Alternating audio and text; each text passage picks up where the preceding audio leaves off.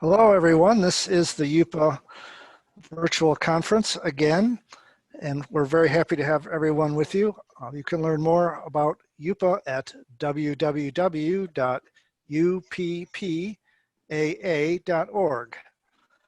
Now, we're based in the Upper Peninsula, but our members come from all over the Midwest, and we even have them in as far apart as New Mexico and beyond. This evening, though, we have Aimée Bissonette, who is a lawyer, teacher, and writer from Minneapolis, Minnesota. She has published books for both children's and educational markets. In her legal practice, Aimée, recently retired, has worked with numerous authors and illustrators, advising them on all aspects of trade and indie publishing. Aimée has presented as a guest lecturer for the Highlights Foundation at its Self or Indie Publishing Workshop. Look for her article, Dissecting the Self-Publishing Contract in Writer's Digest 2015 Guide to Self-Publishing. Welcome, Aimée. Thanks for being with us today. Thank you, Victor. And thank you, the rest of you guys, for showing up tonight, and greetings to whomever may be watching this in the future on video, I guess, streaming. I've been really looking forward to talking with you guys about this topic because I love children's books. I particularly love picture books. And I'm assuming that that's why you're here as well, that you are probably interested in learning about writing them if you are not already writing them. And then, of course, there are the things that come to pass that are very unique to publishing children's books, because it's quite different from publishing a novel or even a middle grade novel or a work that is geared for older kids. So what I want you to know, and this first slide is actually showing you this, in preparing to talk with you guys, I talked to a number of people that I know who have successfully published illustrated children's works via self-publishing, indie publishing, because I wanted this to not just be my point of view, but to give you some thoughts from other people.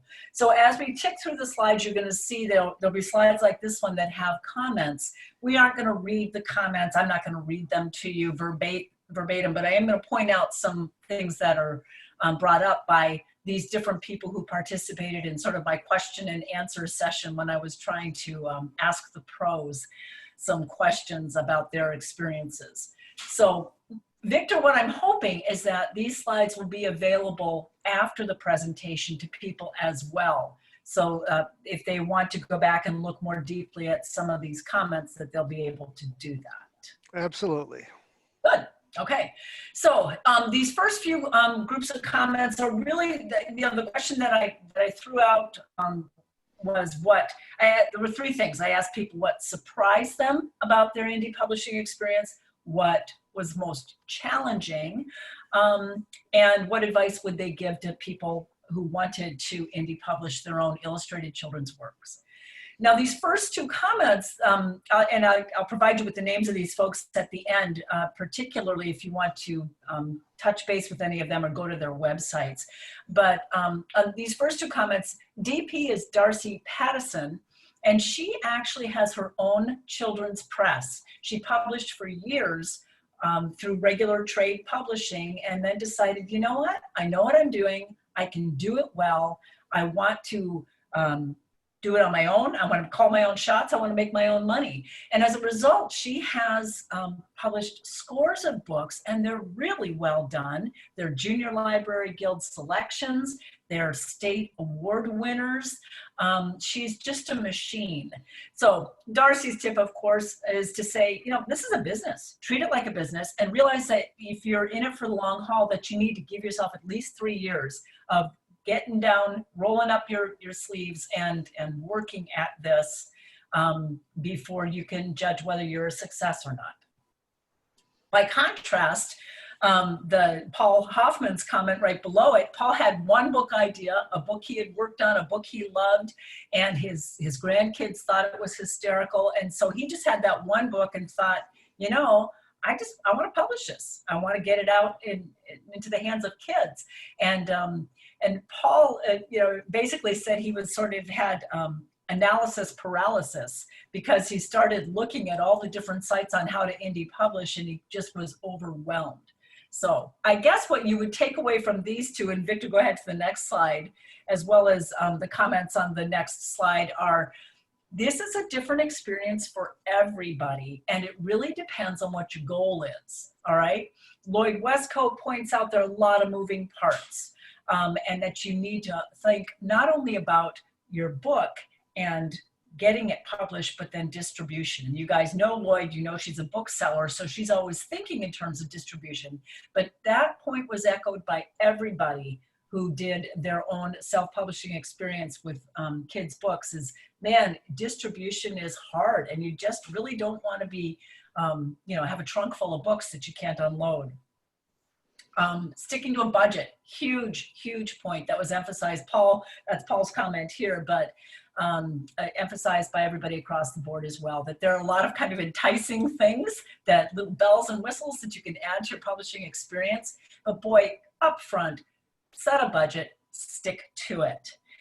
And also connect with other children's authors. So of all the folks who are attending today, how many of you have already written stories for children? Well, so, I've hands. several. Okay, and how many of you have not just written for children, but written for the youngest readers, picture books? Okay, how many of you have self-published an illustrated work for children? Deb, you have, okay. And I'm gonna scroll down and see who else. All right, Deb, are you the lone one? I don't know. I can only see about the first 5 people that are here. Yeah, if you go to the bottom, there's a little divot and you can hit that and you can see the other folks that are here, but I'm assuming that that's the case because I didn't see any other hands up. Well, Gretchen is pretty accomplished. And I'm sorry, who did you say, Vic? Gretchen is pretty accomplished. And Gretchen, have you published illustrated works for children? Yes, I have the Valley Cat series of children's chapter books that are beautifully illustrated. Excellent, good. All right, so you guys, you will also join the pros, and please, I will stop at different junctures and ask questions, and please share your experiences, okay? Because as I said, these are some folks that I knew and I talked to, but the more people you talk to who have gone through this, the smarter you'll be about it. All right, so the next slide, please, Victor. Again, just, you know, one of this first comment is by an illustrator, and although he probably knows a lot more about design and illustration, and so the production pieces were not difficult for him, he echoes here that the hardest part for him was to get the book published and out there, get it distributed. And hats off to Nick for saying this. He says, you know, it's hard to break through the noise. There's a lot of competition. He's absolutely right about that. But as he points out, this is also really an issue for traditional publishing too. You know, just because you're indie publishing doesn't mean that you are the only ones with an issue getting your book noticed and getting it distributed and getting the sales that you want. That's just the reality, because the children's market is really saturated, particularly for picture books, and there's a lot of competition. All right, the next slide, please, Victor. At the bottom of the slide, there's an image, and it's a cover of Celeste Tilson's book, Ms. McNair's Fantastic Hair. And we'll be talking about this one in a few minutes. But I love this cover. You know, Celeste's comment is really the kind of the wrap-up introductory comment that, again, so many people said is find out, ask yourself, why am I doing this? Do you want to have 100 copies printed to give to friends? That's one way of approaching this. Do you really want to get it out there on multiple platforms as an ebook? Do you want to do print on demand, or do you want to actually have a small print run that you do with an independent printer? And so again, plan, have a budget, know that it's going to take time, and you know, the last piece there that Celeste says, true whether it's indie publishing or trade publishing for kids. If you're trying to make enough money to retire, she says you'll make different decisions. You might actually just choose not to publish for kids, but we all know that, right? All right. Okay, next slide, please.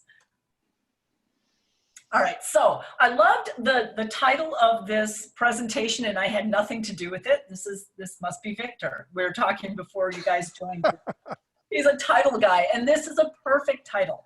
You know, he and I talked about topics that I would address, but this notion of crafting the self-published picture book, unique product, unique issues, is perfect. Because when you are working in a picture book format, you have to nail the craft. There are some very specific things about the picture book genre. But then if you're taking the additional steps to also self-publish that work, then you've got some production issues that don't come into play, again, if you are you know, self-publishing a novel. So some of the quick questions here, and we'll go through them in more detail. Who is my audience? Your picture book audience, this is always an interesting question because really it's a dual audience. You're writing stories for kids. Who is buying the book? Parents. Grown-ups. Grown-ups, parents, Grandma. teachers, grandparents, exactly, aunts, whomever. So, who is my audience is a good question. You've got to make this book appealing for your young readers, but you've also got to catch the eye and the dollars of the book buyers. Is my story idea fresh and unique? You know, this is the $10,000 question, right? For all of us, and really applies to any genre of writing. But in kids' books, it's got to be fresh. And what sold 20 years ago for an illustrated children's work probably wouldn't sell today. It keeps changing. And now this doesn't mean that you can't do an idea that's been done before. How many biographies do you think there are of Helen Keller? I know I have several different biographies of Harriet Tubman, and I love them because they're all illustrated so differently and they're all told so differently. So it's not that an idea cannot be repurposed, but it has to be fresh. Your telling has to be unique. Of those of you who have published, so Gretchen and Deb, did you hire illustrators? Yes, I did. And Gretchen, you already said that you did. Yep. I did, yes, but I interviewed a lot of illustrators before I chose my final illustrator, who I'm very happy with. Good for you. And that's music to my ears. And again, something that all of our pros said as well, that you've got to, you know, treat this like a business and really go out and look for the best and somebody who's a good fit. Now, I don't illustrate either. So none of the books that I have published have I illustrated, and that's a very good thing. But what I will show you when we get to the very last slide before we wrap up today is I have the covers of my different books on the slide. And I enjoy looking at the different covers because they are all so very different. The artistic approaches are so different. But that's something you've got to know up front as well. If you're self-publishing, you've got to find an illustrator if you don't do that on your own. The picture book genre, we'll talk about in a couple minutes, some of the sort of idiosyncrasies of that, and the rules of picture books and when to break them. So you've got all those sort of craft issues on one side, and then on the other side, you've got those questions like, why am I doing this myself? Why am I bypassing traditional publishing? And I would love to hear from you guys at this point and have you tell me why this is appealing to you, the notion of self-publishing and illustrated work for kids. Well, I talked with a lot of friends in SCBWI, and some of them I just had them answer, you know, if they would, basically, you know, how much are you making? And I found that when I looked at it and I figured it out, I could make just as much selling half as many books on my own as they were making in royalties. And I thought, yeah, and I'm kind of a control freak. I didn't want somebody else telling me how to do and turning my book into something that I didn't feel like it was mine anymore. And I heard some of those stories from traditionally published friends as well. Okay, all right. Gretchen, anything you want to add to that? Well, I just ditto. I mean, this was it was an act, a labor of love, and I wanted it to be mine and a gift to the world from me, and I wanted complete control over it. Good. These are good reasons, and these are the same kinds of things that you would hear from Darcy Pattison and that you would hear from Catherine Otoshi, who is somebody, I'm going to show you her book in a few minutes. Both of them, just like the two of you, appreciated that if they did this and they did it well, that they certainly could make more money on a royalty standpoint, but more importantly, that they wanted to be in charge of their own projects. I have published with publishers in the traditional arena. I have not self-published yet. I'm not sure I'm brave enough to self-publish yet. But I will tell you that, working with a team is fascinating and it's fun if they're a good team, but you do have to be a good advocate for yourself. And so those folks, Deb, who told you that they felt like they kind of lost control of their projects, sometimes writers are too amenable to the direction of an editor.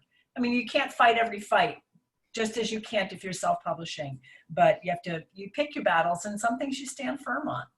And if you don't, I think you might end up disappointed. You're right. So know why you're doing this, have a plan, know who you need on your team.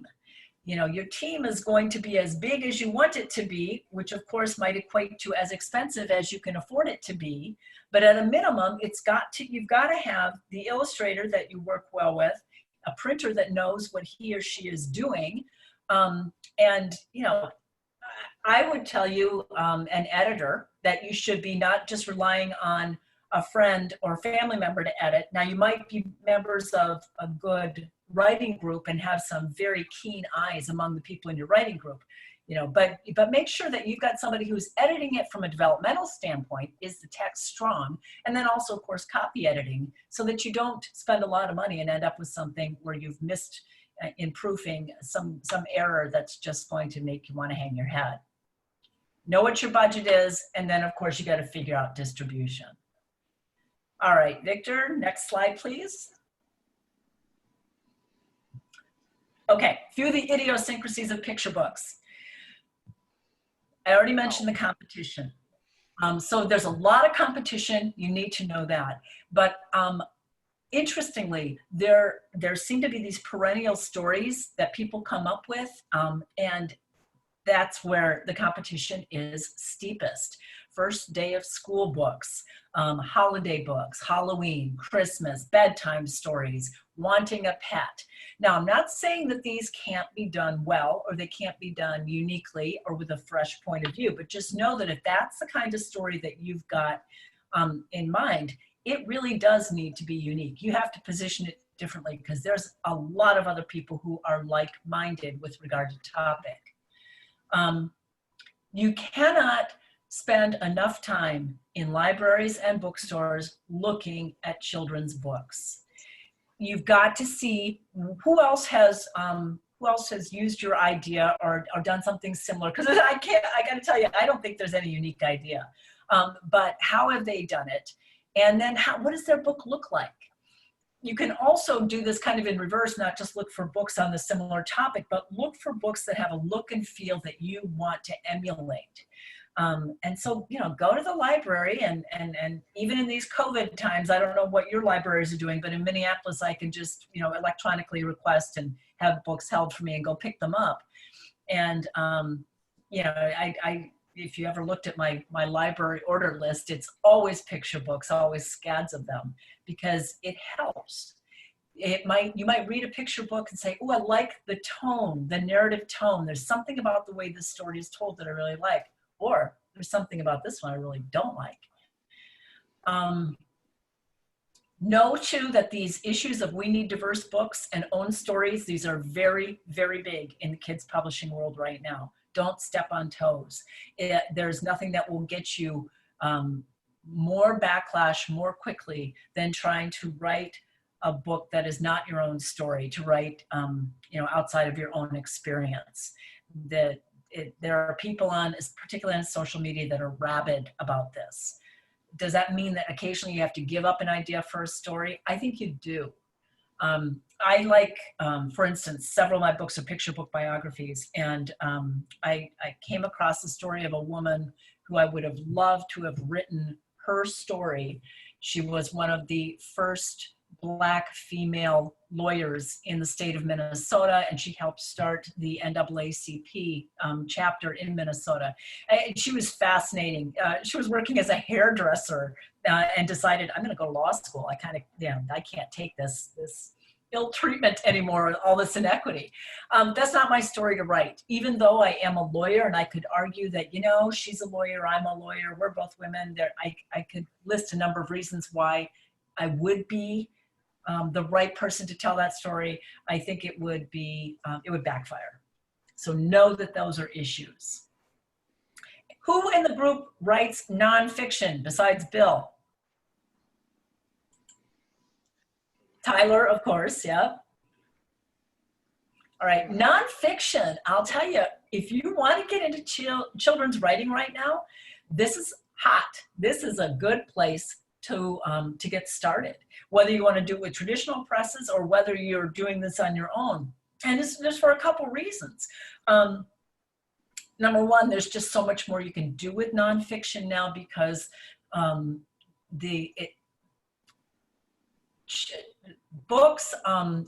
nonfiction books are sought after by parents and by grandparents, but also by teachers. Teachers need supplementary materials for their curriculum.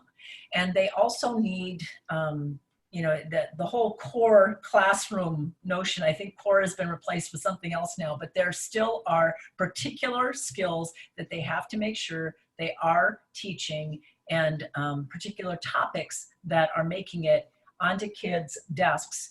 And so nonfiction books can be a wonderful supplement. And there are a lot of very good nonfiction presses that are putting out some impressive work. So again, if that's kind of lights your lamp, and it is something I really enjoy doing, you know, Bill, I think about your hockey books, and I had a teacher tell me the other day she really wants a good kids hockey series, a fictional series, but where hockey is the core.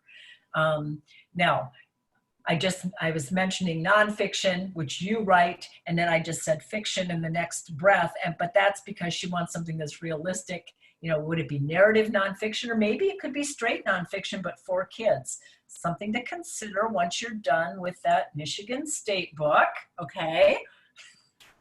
All right, next slide, please. So, where's your focus got to be? If you want to indie publish, good. We've got some good reasons already stated for why you might want to do that.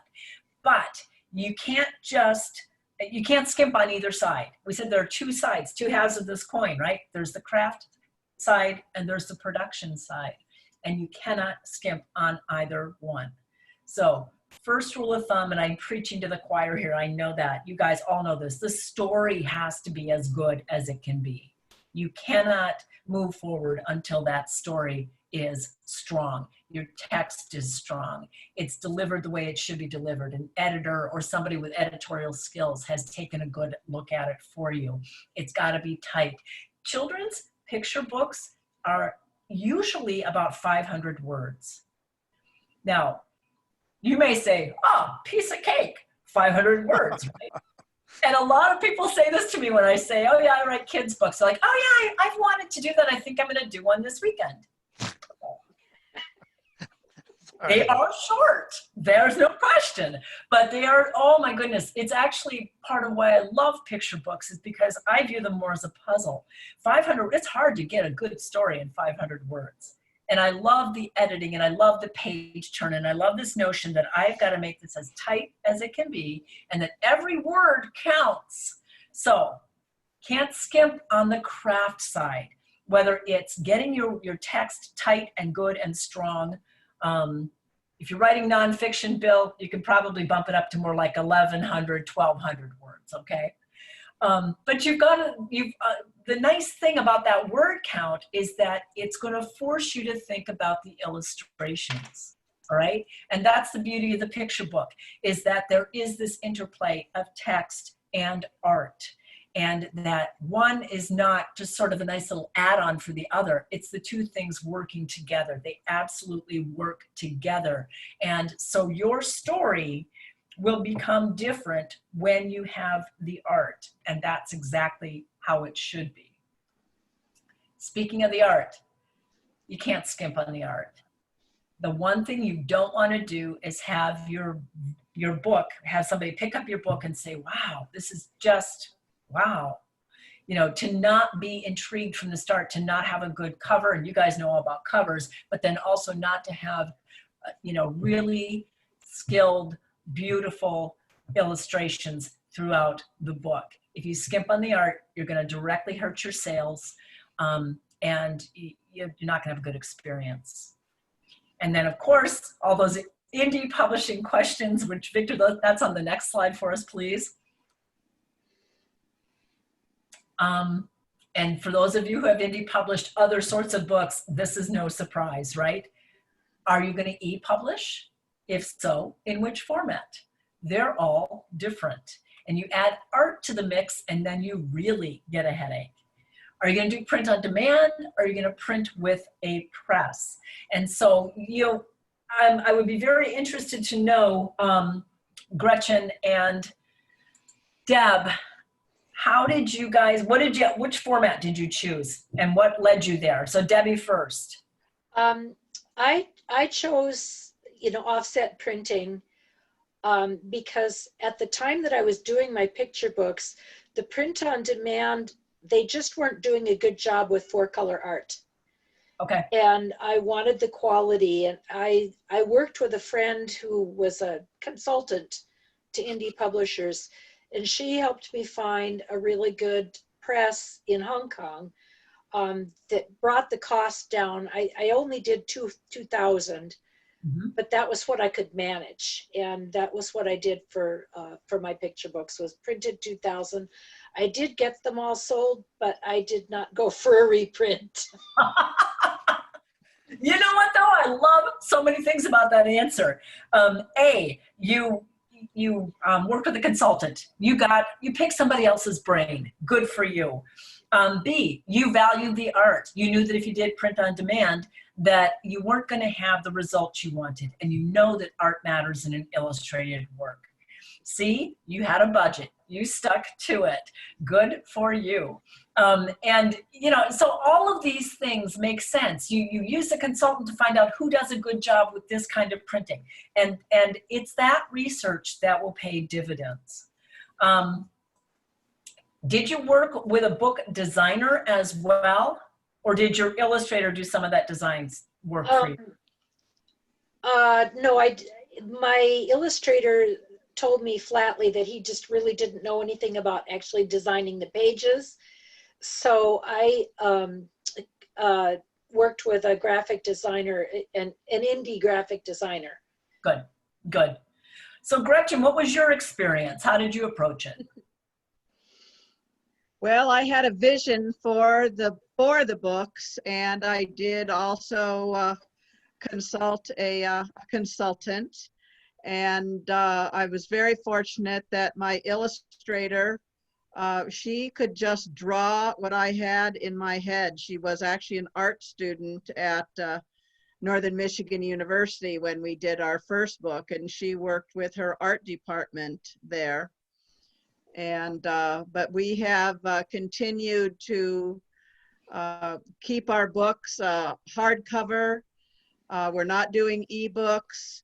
We've looked at printing them on demand, but with our multicolored hardcovers, it's just, I can't find anyone who will replicate them to meet my quality. So I'm just keeping it easy and keeping them hardcover print books. The first and second book in the series are both in their second printing, their second runs. Yay. And You know, I mean, one of the things I love about children's books is that you always have a group of children growing into the books and a group of children growing out of the book. So you've got a constant market.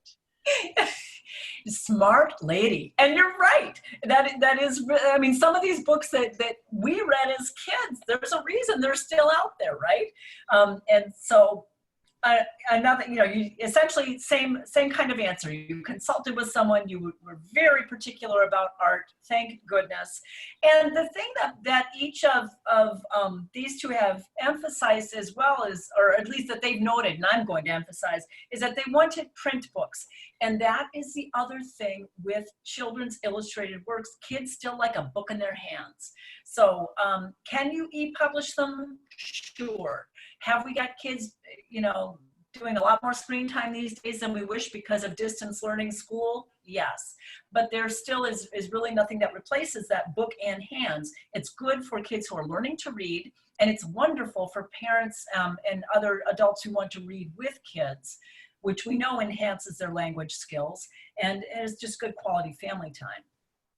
So you've got to, again, factor all of these things in. And if you're not a book designer, how do you figure out which font you should be using in your kid's book? If you're not an illustrator or you're not a printer, you know, what about bleed? How big does that image have to be? And what is bleed? And it sounds horrible, right? So there are all these questions that people who are in that area know, just as you know about the topics you write about, and you have your own skills being a writer. So don't be afraid to you know, build a team, to defer to other people's judgment, to pick other people's brains, because that's how you'll get through this. All right, next slide, please.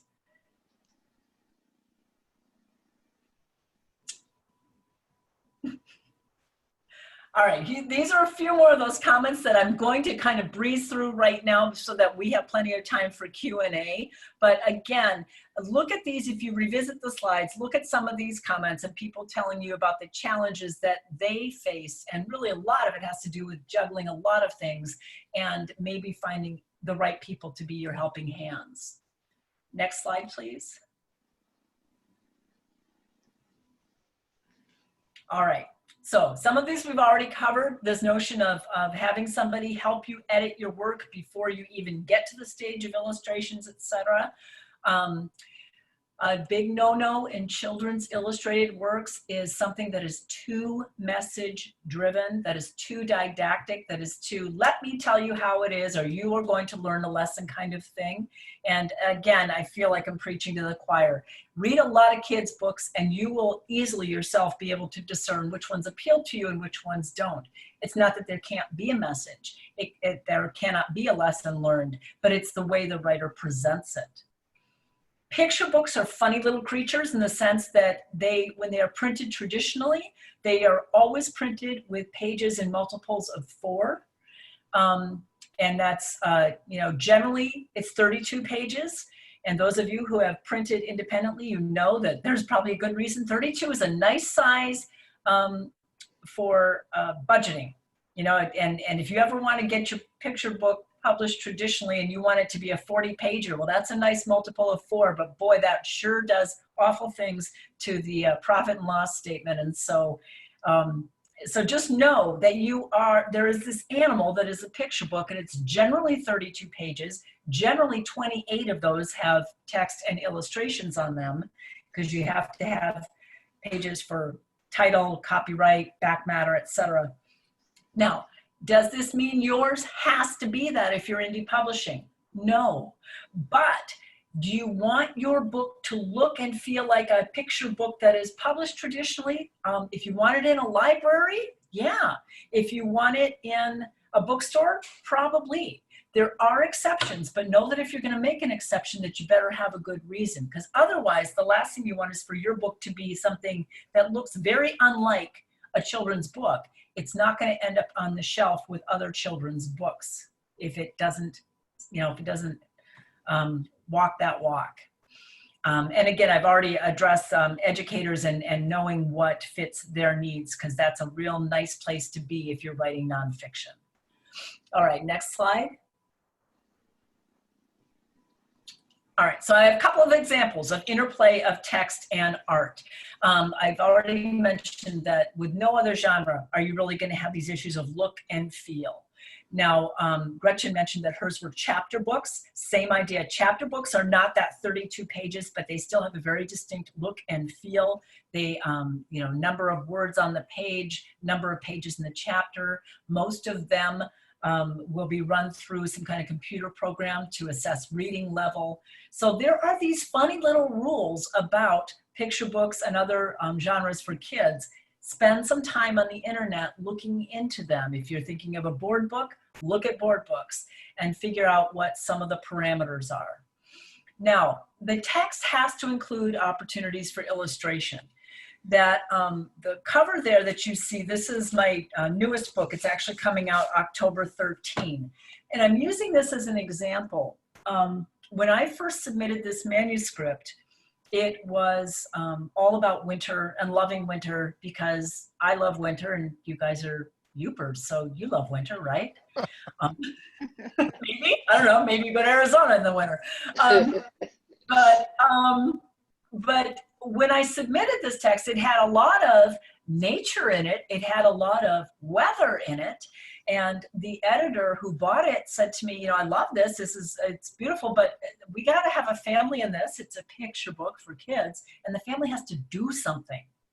And so my manuscript became something very different in the sense that every other page, you're seeing a family in a snowball fight, or snowshoeing, ice fishing, skiing, making a snowman. So why do I bring this up? Just because what I needed to do is what you all need to do if you want to have a good illustrated work, and that is to provide good opportunities for illustration in your text.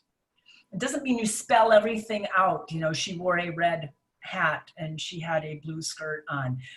But you've got to have enough happening in your book that every time that page turns, there is something fresh and new that your illustrator can illustrate. All right, next slide, please.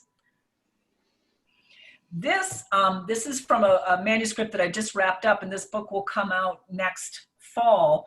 But I wanted to use it as an example of how you know, your text has to provide illustration opportunities, but it doesn't have to spell it out, as I just said.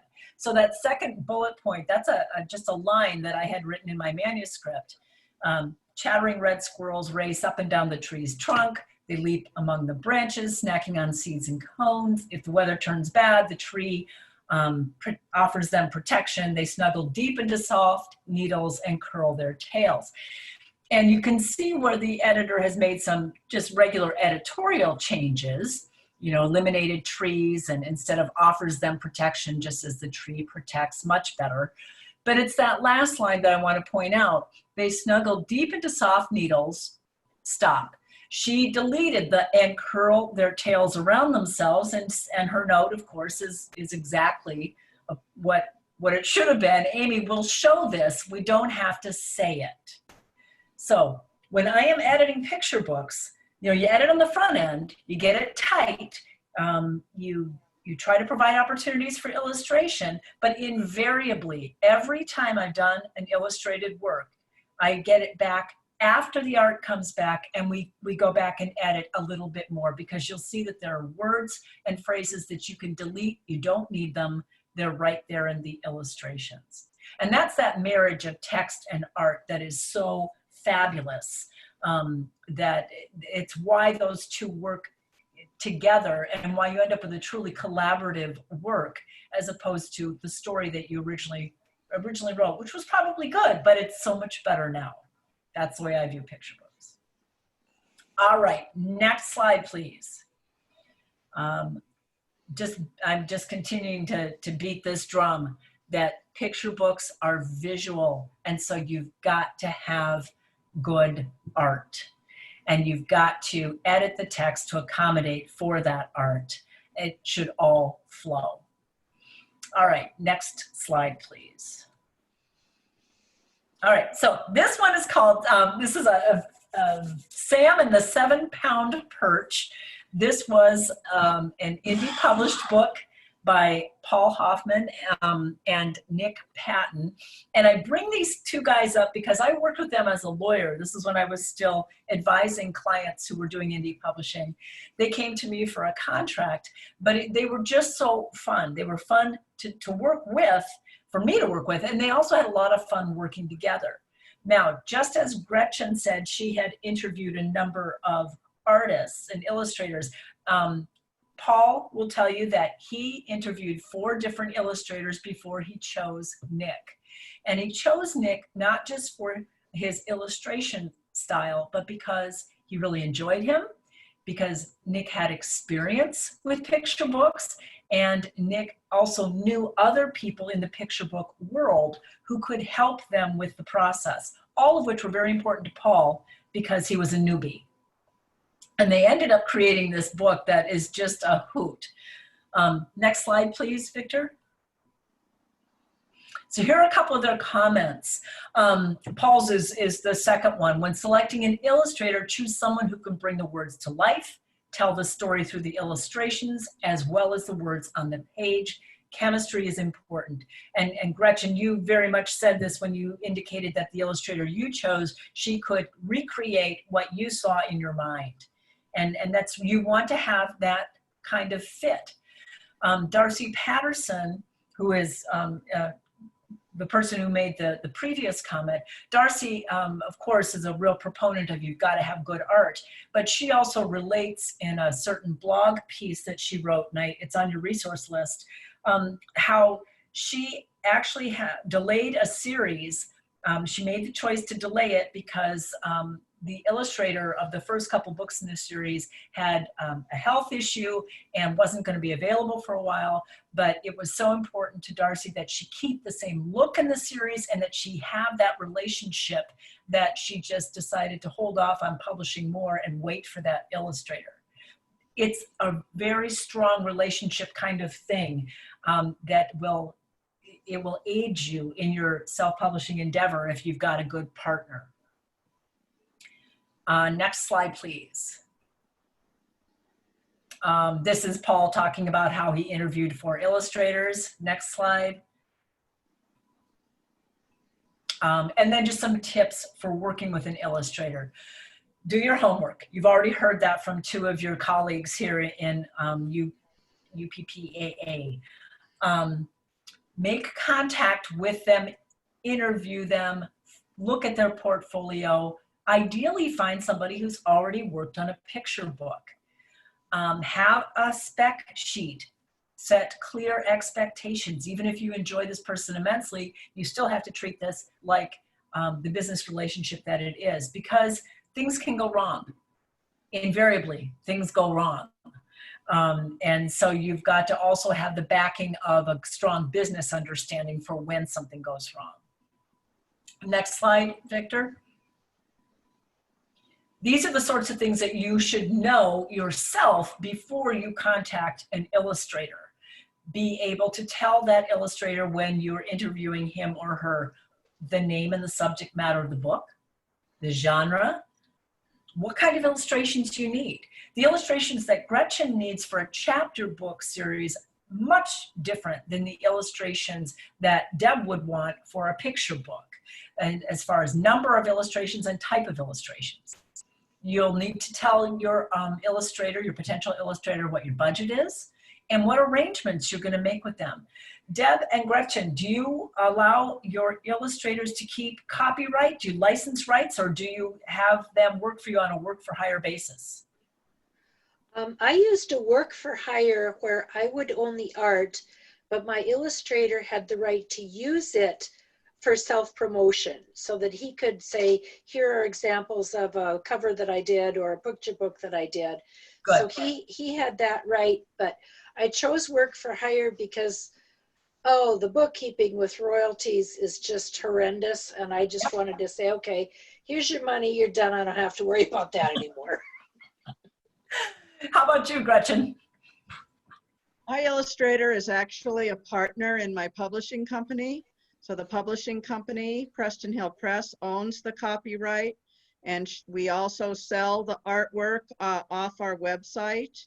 So we continue to work together. Love that. Two really good examples of how you can handle this. Work for hire is the cleanest. You're absolutely right, Deb, from the standpoint of not having to track royalties, and also knowing that if you own the art, and that's what work for hire is, you purchase the copyright to the art. You can do whatever you want. You can make napkins, you can make a board game, you can, the art is yours. And you can do just what you have done, which is allow your illustrator to also use the art for certain discrete purposes. Gretchen, your approach is great as well. You have a press, you have a company, and the company owns the copyright, and that gives you all kinds of opportunities as well. So the main thing you guys have to know is copyright is going to be your stock and trade. And so how you handle it is not that there's a right way or a wrong way, but you need to know what your plans are, and you'll have to convey this to the artist that you're hoping to hire to do the illustrations. Timelines, deadlines, knowing how revisions will be handled, payment, when payment will be made, installments, a number of copies of the book that you're going to give to the illustrator. These are all things that you are going to want to think about in advance, and you're certainly going to need to cover in a contract, a written contract with your illustrator. Next slide, please. Be a good communicator. Whether it's work for hire or not, whether you're ultimately going to own it, whether you have unlimited revisions you can request, you still want to, of course, develop that relationship, communicate clearly. Space out your payments. Things can go wrong. Maybe the artist does not perform the way you were hoping he or she would, and you need to withhold final payment until you get delivery of the art in the manner in which you've requested it. Sometimes you have to have a kill fee. If the artist just really isn't working out, then it's like, okay, we're done. That you don't own any of this. You're taking this amount of money to just go away. So these are all things that you need to think about in advance. And then, of course, how knowledgeable is your illustrator about those tech issues? Does your illustrator know that 300 dpi is the minimum image resolution for illustrated works for printers? And if they know that, do they also understand bleed? That is the image going to be contained within the page with a border around it, or do you want that image to flow from one end to the other of the page, in which case that's going to affect the size of the illustrations that are being created, and the DPI. You have to understand about gutters and picture books. And I know we've got the slides up, but you see me in my little screen here. The gutter is this where the book is stitched together in the middle. And how much of the illustration is that going to take up if you've got a full page spread? So your illustrator needs to have some knowledge of this, or if they don't, your printer does, or somebody you consult with. Deb, I think you're the one who said you used a graphic designer then to help, okay? So, because you want those illustrations that you paid a lot of money for to display as well as they can on the page. All right, let me quick check and see where we are slide-wise and whether we should stop here. Let's go ahead and just zip through a few more slides, Victor, and then I think we'll take questions, okay? All right, hold on just a second. I've got myself confused.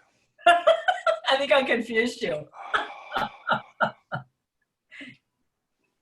It's okay. Can you see it now? I cannot. Okay, I'll try it again.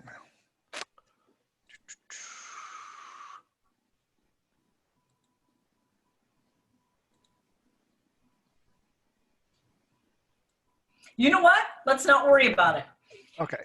It's just fine, because again, you're going to post the PowerPoint slides for people to access on their own, correct? Yes. Okay, so now what I want is I want a big view of all of you. I want you, let's see, I've got you lined up on a side, but I want to be able to see everybody at once. Gallery view. There we go. Yay. Okay, good. So couple more points that I want to cover, and then let's just open it up. Deb mentioned SCBWI. If you're going to write for kids, that's an organization you want to become familiar with, okay? SCBWI stands for the Society of Children's Book Writers and Illustrators. Now, there is a resource list that I provided to Victor. And Victor, I don't know, are you going to post that or email that? How's that going to get out to people? We'll have one page with your PowerPoint and the resource list and YouTube. So they only need one, they're only going to need one link. Good, because I thank you very much. I wanted to put that list, that resource list together for you so that you had live links that you could just click to, and SCBWI is on there. So Society of Children's Book Writers and Illustrators. It's a national organization, and then it has regional chapters. Michigan has an excellent regional chapter, really active. And you guys, the Michigan group does wonderful events, both online and in person when we're allowed to do that again. And they bring in, you know, editors and agents and people who are quite skilled and just do great presentations. What they have that I wasn't aware of until I did my homework for this presentation is that Michigan also has a team of people who help with regard to indie publishing. And the Michigan contact, her name is Melissa Bailey. Her email is on that resource list, and she encourages you guys to reach out to her. So it's a membership organization. They have wonderful online resources at the national level on publishing, sample contracts, all kinds of ways to market your book. They do, you know, things on a monthly basis. Some are free to members, some you pay $25, but it's a great organization. Okay, enough of the commercial. But look for that link on your resource page that talks about the independent publishing team of the Michigan SCBWI chapter. One of the other things that SCBWI does is that each year they have a number of grants and awards, but each year they have an award, they call it the Spark Award. And that is an award for self-published children's books. And why do I bring that up? A, it's an award you could apply for if you were a member of the SCBWI. And B, it's a great way to go on their website and look at past winners and see what they think are representative, good, self-published kids' books. Now, one of the ones that you will see if you go on their website is this one called Beautiful Hands. Okay, so this was a Spark Award winner a few years ago. And the author is Brett Baumgarten, but the illustrator was Catherine Otoshi, who has now set up her own press, KO Kids. That should also be a link on your resource list. And so if you want to see an example of just a beautiful self-published book, you know, this was a book that Brett wrote, sad story, he was dying and he wanted something for his kids. And he partnered with Catherine, and it's very cool. And it's actually quite different in the way the font flows and the illustrations are. Lots of white space, very simple text. But this one, as I said, was a Spark Award winner. And you can go on the website and get a sense of other books that have received the award, and you know, some really kind of fun ideas for how you might approach your own book. What else was I going to tell you on the slides? I have my slides here too, Victor. I'm just taking a quick peek. Oh, and one other one I want to show you is Celeste Tilson's book, the Miss McNair book that I had the cover displayed earlier for. Celeste and I went back and forth with some emails about this one. I love this book. It's a rhyming picture book, which a lot of people say don't do, and that's because so many people do rhyme horribly.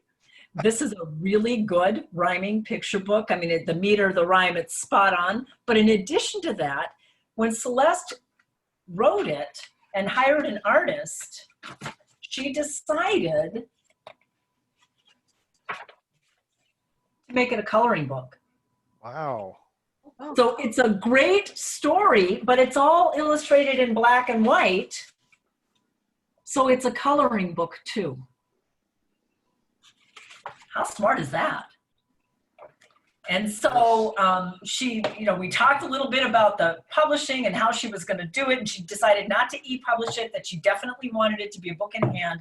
And then I'm not even sure when in the process came to the realization that this could be a coloring book and be dual duty. All right, and let me just see if there were any others I wanted to mention. No, let's do questions right now. So Victor, if you will, everybody's unmuted, or you, I guess you guys can I'm unmute. unmuting everybody right now, so. He's going to let you speak. I'll just butt in here and put in a plug for children's audiobooks, which are a very cheap supplement to your printed book. If you think about it, a typical audiobook recording artist will charge, say, $100 per finished hour of the book. And well, your book only takes 10 minutes to read. You'll only end up paying about $25 for the audios. So it's a very cheap way to expand your market. Great point. And I'm an audiobook addict, so I'm surprised I didn't think to mention that myself. Another reason though why indie publishing may be the way you want to go, because if you publish with a publisher, a traditional publisher, and you sign an all rights deal, you don't get to make that call about the audiobook. Whether it's who does it, and you get a small percentage, of course, of that pie as opposed to all sales.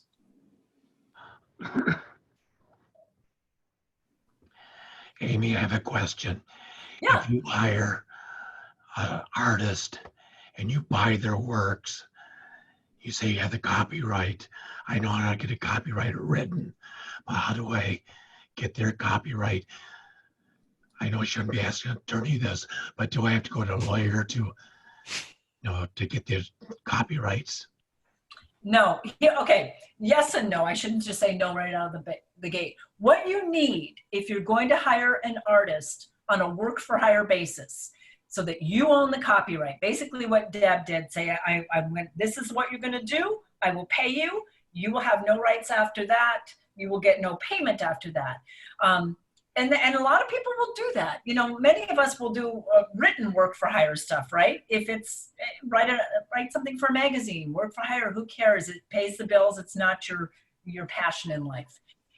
However, the one thing you need to know if you're going to arrange a work for hire arrangement with your illustrators, that must be in writing, okay? You have to have a written contract. Does it need to be horribly long and sexy? No. And in fact, there are a lot of good books at the library and online that will provide you with templates. But the important thing is that you do have it in writing and your artist does sign it, okay? So there's no question. As far as registering the copyright, once you own the copyright, you submit the images just as you would your written work to the Copyright Office. You do not need an attorney for that. And so you can submit the art and get the art copyrighted. And then of course your picture book ultimately would also be copyrighted. There'd be a separate copyright because it's not images. You get the copyright in the images and then you get the copyright in the finished book.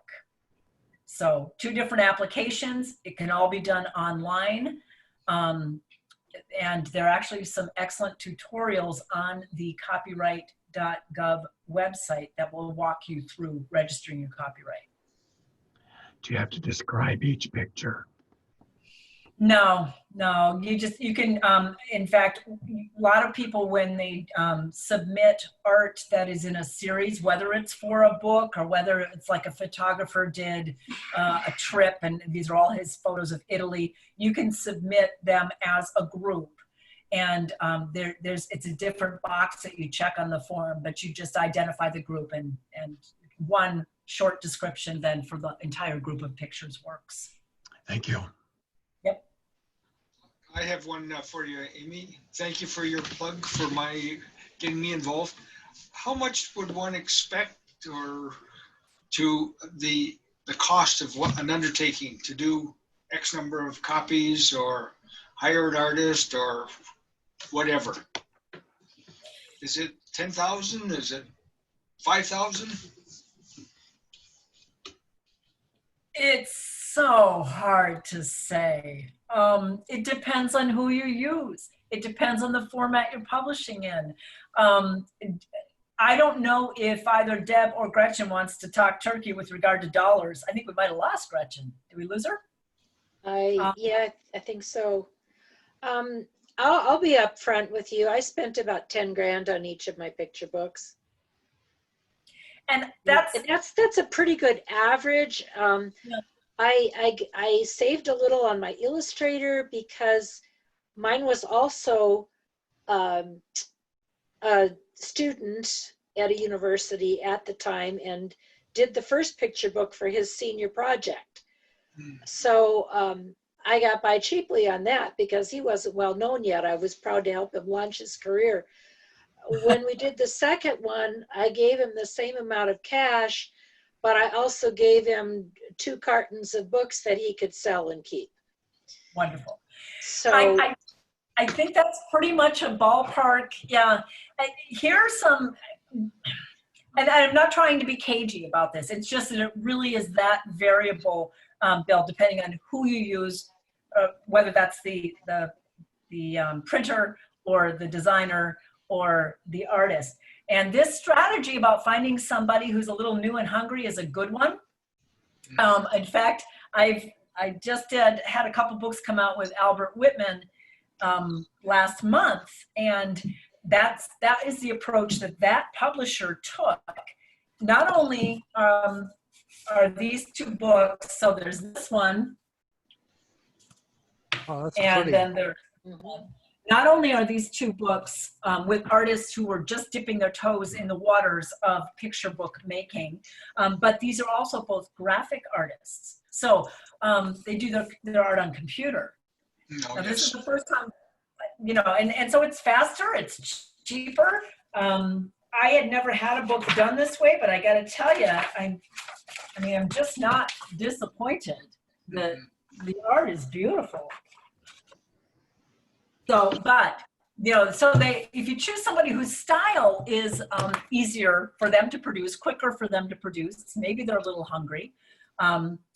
Darcy Pattison, and her information is on your resource list, and I've mentioned her. She uses international artists all the time. And she tends to use a website called Behance, B-E-H-A-N-C-E, behance.net, to find artists all over the world. And she says that she can find somebody who's quite talented and will work for more cheaply than perhaps a US artist would. SCBWI also has a list of artists, and that would be another reason to join that organization, is to tap into the resources of their artist directory, and that will allow you to find people. Good. Thank you very much. One of the things I did want to show you with regard to art is just so that you think differently. I've shown you now these 2 books and the fact that they are very graphic, right? I showed you some of the dragonflies, and then this one is a desert book. And so, you know, that's a type of art that I had not worked with before, but with the right story, it's just the right fit. We talked about Ms. McNair and how maybe you just don't do color and you do something creative like make it a picture book. I mean, a coloring book. Beautiful hands. If you look at this art, it's all fingerprint art throughout the entire book. And what the artist did is she recruited members of the author's family and her own family, and did a lot of fingerprint art. This is a book of mine that came out this past March, and the artist, she's this lovely little woman from British Columbia. All of her art is cut paper. So she cuts out paper and creates dioramas and then photographs them. The very first book I did, the woman who illustrated it was a scratchboard artist. So the art, spend some time in bookstores and libraries and just look at all the different types of art as well. It doesn't have to be watercolor. I have books where the illustrators use watercolor and they're beautiful, but it doesn't have to be, and it doesn't have to be realistic. And there are so many different mediums.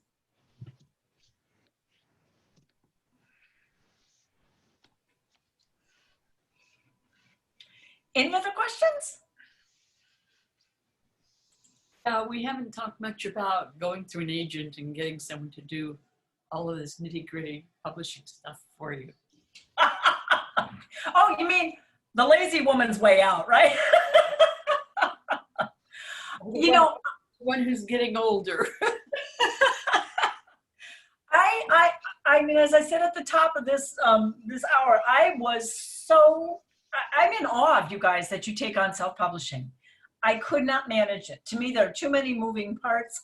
I don't trust my own sense of design. I would literally have to hire a team. So Bill, that $10,000 budget would be like, I chose the other route. And so I have, when I first started writing picture books, I was submitting directly to editors. There are fewer and fewer presses these days that will take direct submissions from authors, but there are still some. In fact, if I think about it, I can email Victor after this. A friend of mine just sent me a list of 10 presses that are currently accepting unsolicited or unagented manuscripts. And that is how I got my first 3 books published, was just by submitting directly to editors. With regard to the agent thing, it's so hard to find an agent. It is so hard. And I just got lucky. I was sitting at a conference talking with the woman next to me, and she said that she had an agent and that her agent only took referrals from people she already represented. And this kind woman said, I'll refer you.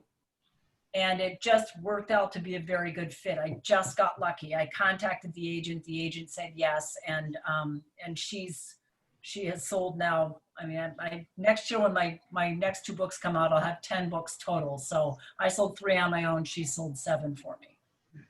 So, and in a much shorter period of time. Agents can reach people we can't reach. And then what happens from my perspective, of course, is that I only really worry about the text. I get it as good as I can get it. I work with the editor at the publishing house. They have a copy editor who does the copy editing. When it comes back with the art, we'll do a little more tweaking. But it's hands off from the standpoint of once I do the words, that's it. I do usually get in advance too. I mean, on all of my picture books, I have gotten in advance, and so that's nice. Aimée, can you talk a little bit about some of the nonfiction areas that are hot these days? We're talking American history or science? What kind of things? Science, particularly for elementary school, okay? And it's, a lot of the books that I've done have been natural science. So the 2 that just came out, of course, Dragonflies, and then Tinaha, the desert one, those are natural science. The 2 that I just finished the manuscripts on that are now with the Illustrator that'll come out next year are Coral Reefs and The Second Life of Trees. So what happens when a tree falls and animals take over and insects take over and burrow and eat, and mushrooms and mold. And so science, and I geek out about that stuff anyway, so I love writing it. Picture book biographies are still hot too. I've got a book coming out in March that it will be my 3rd picture book biography. And those, for me, I find somebody who impresses me, and I will read an obituary twice. That's how I found subjects. I read an obituary of some amazing woman and say, oh my God, kids have to know about her. And then the trick, of course, is to write it in a way that makes them care about her as much as I do. So there is some history, but science is really it. And everything I read tells me too that although I have sold a number of natural science books, that really what they're craving, what teachers are craving and what publishers are craving are physics, math, geology, ecology, you know, the science of water, that kind of stuff. Great, thanks. That's some great ideas there. So, Amy, I have a follow-up, maybe a couple. Your winter book, they asked you to accommodate so that it would have a family for the activity. Then I'm wondering, it didn't seem as though in your desert book or in your dragonfly book that you had people in it. Is it Right, completely different. So the winter book, I was selling as narrative nonfiction. That's how I was pitching it, right? Okay. And they wanted really to fictionalize it more and have this family. And so that was the publisher's choice. It's funny too, because I had written it for our Northwoods, you know, Michigan and Minnesota, and the publishers out in Seattle, and they're like, you know, can we make it Pacific Northwest? So yeah, sure, whatever, you know. So I still had to do the research to make sure that the animals I was plugging in were through to that region. But Wow. So that's what happened with that one, is they had a view of it, and I was fine with that. Deb, you mentioned some people feel like they lose control of their books. I didn't feel like I was losing control. I felt like that was really nice guidance. Now the two I showed you, the dragonfly one and the desert one, here's the interesting thing about those. Again, I wrote them as narrative nonfiction. And I don't know if you're going to be able to see this, but when the editor bought these, she said, okay, this is great. We love the narrative. And the narrative is in somewhat larger font. Right. And it's page by page. But then she said, and you know what? We need a bunch of fact boxes. Yeah. So it ended up being really fun. It's this layered text where you can read the narrative to kids that are maybe 4, 5, 6, 7, you know, but then your 7, 8, 9-year-olds can look at those fact boxes and really drill down and maybe even use them for report writing. Right. Yeah. Yeah, I like that combination. That leads me to one of my other questions, which is I have a concept for a book right now, which in my head I'm calling a picture book. The beginning of it feels quite like a picture book, but then it follows up with very, very short biographies on people who engage in activities which are represented in the child's activities throughout the picture book portion. Oh, I like that. You like it? Yes. I don't know what the, you know, I used to be an elementary school teacher, so I like the idea, like, okay, the kids could, you know, maybe research more or write something on the biography pieces. What grade do you typically write for? You know, it's funny. I always think I'm writing for 2nd and 3rd grade, and then the publisher usually says it's for a lower, like they'll say 6 to 8. I'll be saying, but I'll tell you 2 things. I know so many successful children's writers who were elementary school teachers. You know, you get it. You get it. You know this stuff inside and out. And the second thing is that when Victor asked about nonfiction, the thing that publishers just love with nonfiction too is back matter.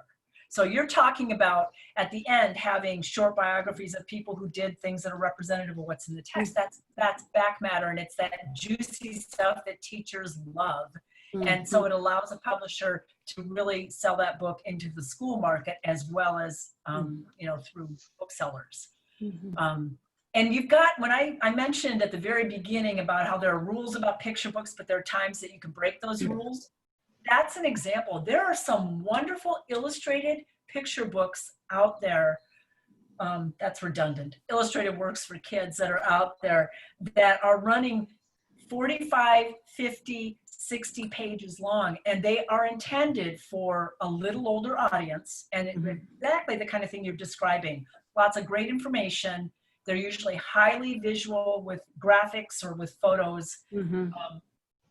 So, you know, you break the rules with something like that, but you can end up with something really special. Yeah, as it is, the biographies are quite brief and written low enough that I would hope that it could be almost like a first research project, like in 2nd grade. Yeah. So they're not terribly extensive. They're quite brief, but that was the grade I had in mind.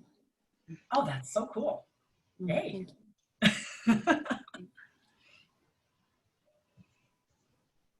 All right, well, are your tummies rumbling? Did you guys eat before, or are you still waiting to go eat? I really appreciate the turnout. Thank you so much. And as I said, look for the resource list, because if you can link to that, then all the links within it are, you know, electronic. You should be able to just click, and there are blog posts. There's a podcast that's worth listening to. There's the information about SCBWI. Trying to think of what else I put on it. Oh, the very last thing, a woman who I don't know, but I included her email address at the end of the resource list. She contacted me and said that she is setting up, excuse me, an online kind of a market for self-published children's books. And they were trying to really, you know, you pay a commission to them, but they stock your book and they have the online presence. I can't vouch for her, but she described it better in the email, and that's on the resource list too, if you're looking for a potential marketing opportunity for your books. Thank you, Aimée. You've been very generous with your time, and thank you everyone who threw out some great questions. And this is going to be one of our best ones for the archive, or as Gretchen calls it, the library of stuff. Well, Victor, thank you for everything you did to set this up, and just for the invitation to meet with everyone. So you guys have a great rest of your week. Thanks again, Aimée. Okay, thanks. Bye-bye.